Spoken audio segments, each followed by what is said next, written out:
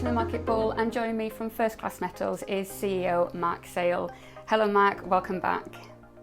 Hi Sarah, how are you today? Yeah, very good, thank you. It's great to see the exciting news regarding an accelerated exploration programme at the company's North Hemlo property, which includes the Dead Otter Trend. Could you start by giving us the background and the neurology highlights on this?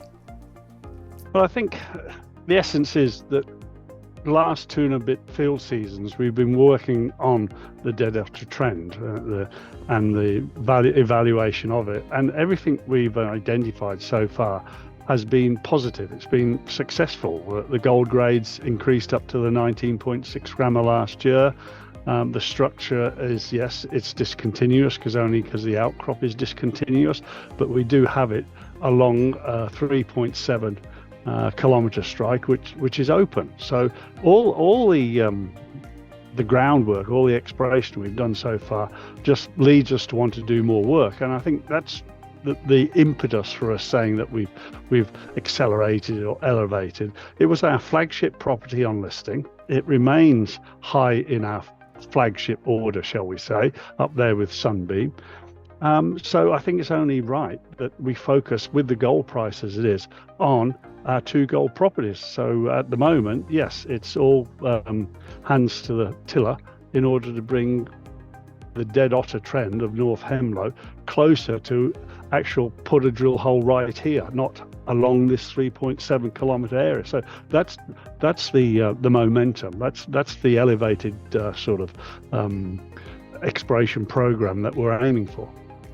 Thanks, Mark. And can you paint us a picture as to what's happening on site now in terms of preparations for the eventual drill programme? I've never been that good at painting, but I'll try and describe what I think's going on site at the moment. I spoke with John Camere, who's the project geologist, this morning via email, and yes, they're out on site. They are. First of all, they have to do is blaze a trail, as they would say, because the nearest road access, and by this we mean a quad, not much more than a quad track, is over 1 kilometre from the 19 grammer. So what they started doing yesterday was blazing a trail into the 19 grammer, and that will probably take them a day or 2 through a cypress area.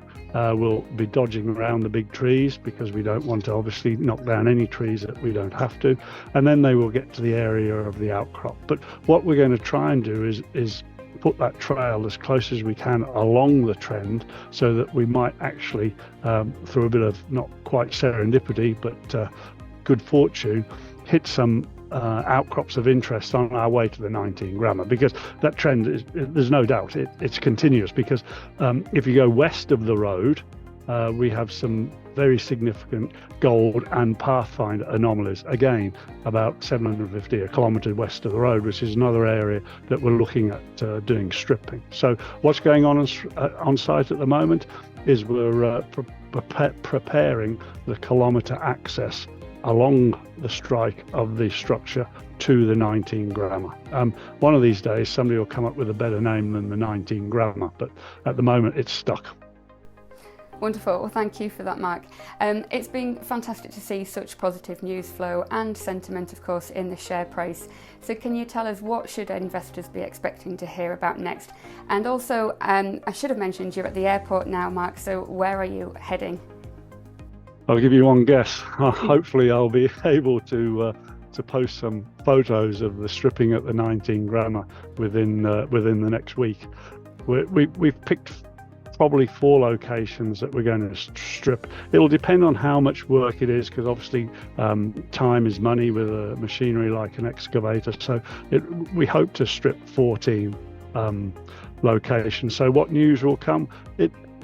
In all honesty, Sarah, there's not going to be a plethora of news over the next 4 weeks, and the reason for that is the next couple of weeks will be spent physically removing the soil and the vegetation off the rock, then washing that bare rock, and then doing a systematic channel sampling. So we estimate that whole process, the stripping and the sampling, will take 4 weeks. It might take a little bit longer if we do more channel sampling, but obviously we will be endeavouring to get the samples away to the laboratory as soon as we can.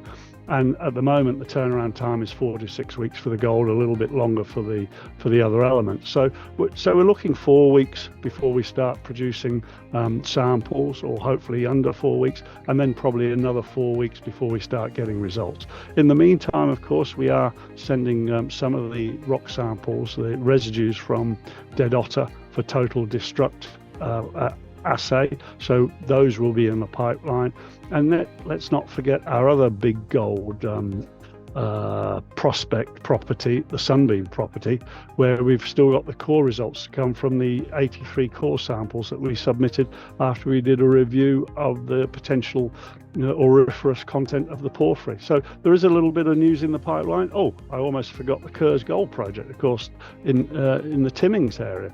Any day now, I should hear that we've started the Helleborn low-level, high-res mag survey of that property. So yes, there is news in the pipeline coming, but at the moment it's focused gold, gold, gold, with the primary push on North Hemlo, the Dead Otter trend.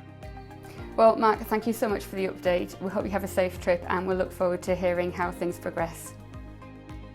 Watch this space.